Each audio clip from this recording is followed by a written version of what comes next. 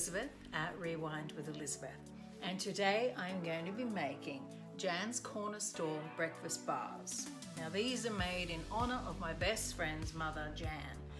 Now back in the 80s, her parents owned a corner store in Sydney, and she used to make these amazing, yummy, delicious pastries every morning to sell in their shop. Now there were different types, ham and pineapple, I think there was a cheese and spinach, but these ones were my favorite. Now they had cheese, tomato, bacon, onion, puff pastry. I think that's about it. Now I don't eat bacon anymore, but what I am going to use today is what I call bacon. So any plant-based bacon or bacon if you eat it. So let's get started. First thing I'm going to do is chop up the onion. I chop it pretty fine. Well, fine for me who can't cut onion professionally. Okay, so that's ready to go. Now I'm going to do my bacon. I'm going to fry the onion up a little bit before I add the bacon. As I said, I don't know if it's going to disintegrate, so I'll get a bit of colour on the onion first and then add the bacon, and then add one egg, which I got from my neighbour's chickens this morning because my chickens aren't laying anymore. Okay, the onion is starting to soften quite a bit now. It's starting to go a bit clear, and it will go in the oven to bake as well, so it'll get more of a cook then as well. So I'm just going to add this bacon now. I'm not sure if I need to add any more oil, we'll see. Okay.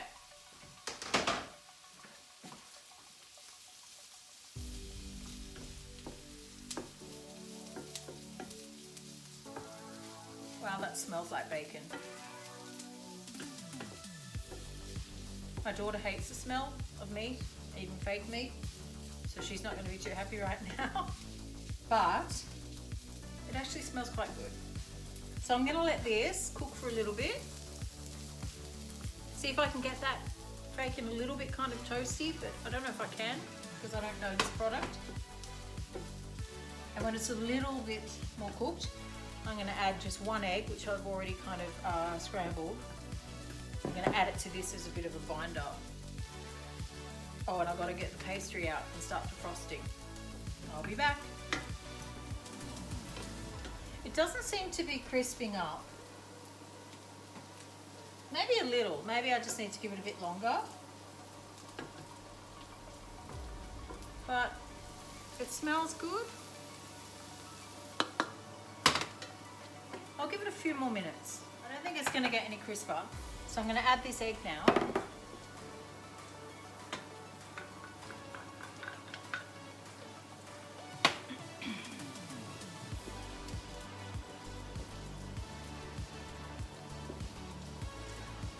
I'm trying to get the egg over all of it because I don't want to use more than one. Because it's not really, it's not like an egg dish so much. Well, I guess it is. May need more egg, I don't know. I don't really want to use more egg, I think that's enough. Okay, so I'm just going to make sure that egg is cooked all the way through because runny whites is the most disgusting thing in an egg ever. I ended up adding a second egg because it wasn't binding. It still hasn't really bound, but it's okay. It's okay, I'm going to put it aside. Now, we've got to get some pastry sheets out. I don't know, I'll defrost 4. I'll start, I don't think I'll get more than 4. I'm waiting for this pastry to thaw a little bit. I thought I might add some greens. I've got here some parsley and some chives. They weren't in the original recipe, but I think now as an adult, I would like to have these flavors in there. Just kind of like 2 or 3 pinches. You can add as much as you want really.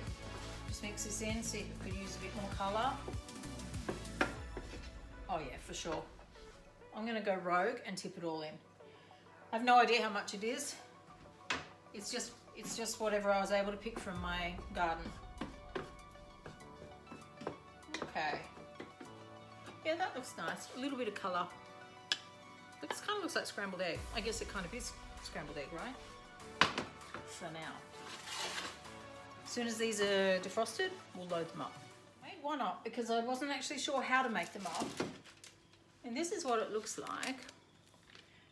But I'll show you what I did.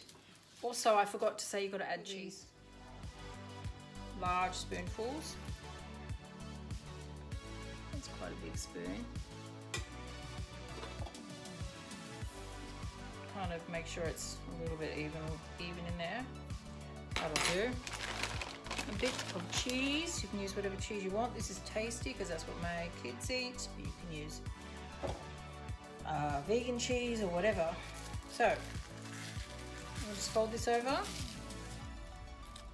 Now I have a bit of milk. I'm just using this oat milk, and I'm just going to paint here. Oh, that's a bit much. Just do that so it'll stick. Fold that over. Well, that edge is a bit crusty. You can cut that off if you want, but I'm not going to bother. And then I got the fork and just crimped down those sides. And on this side, make sure the filling's nice and tucked in.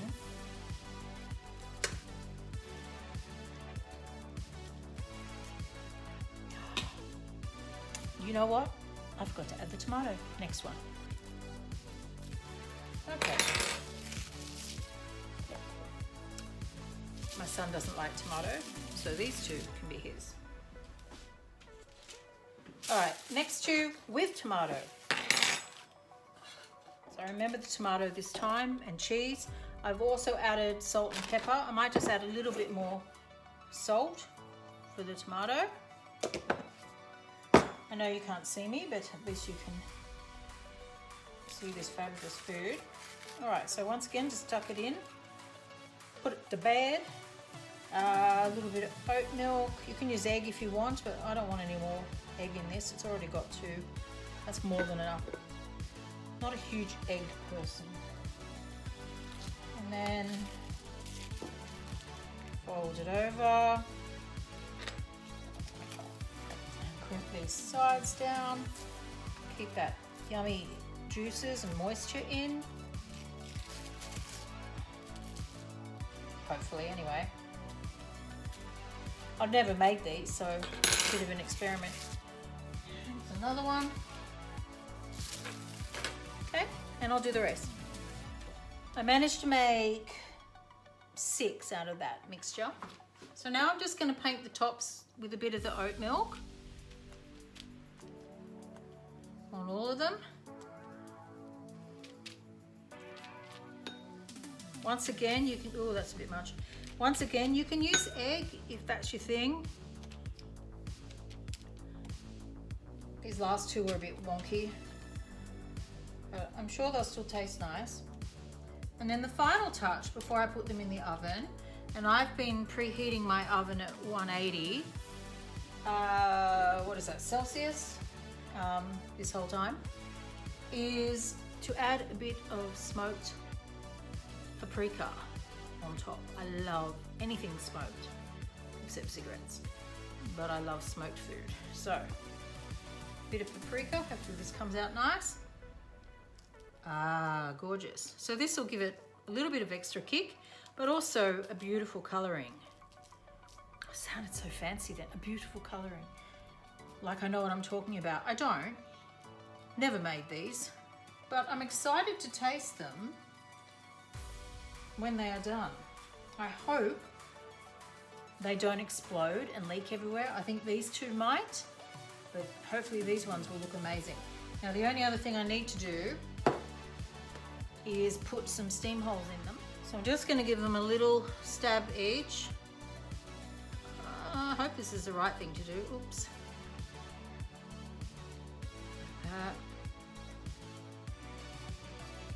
Just to let some of the steam out as they cook, hopefully not the juices. And I just got to remember which ones are my son's. These are the ones without tomato because I forgot. So, I'll just remember. A little initial in the corner, which will probably bake out, but it's okay.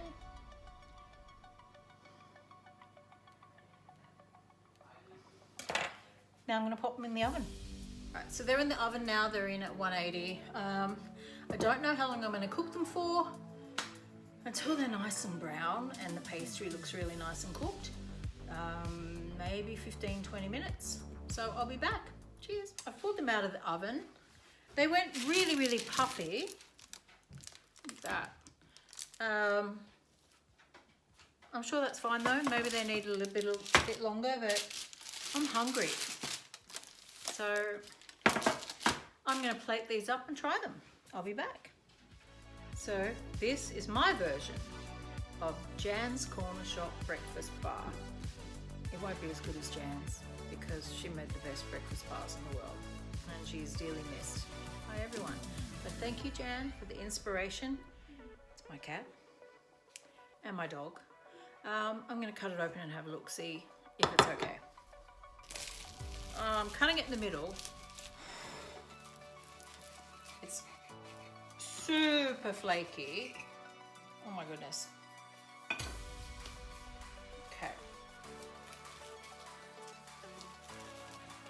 I'm not adding sauce or anything. I'm just going to see how I go. Oh, it's going to be hot.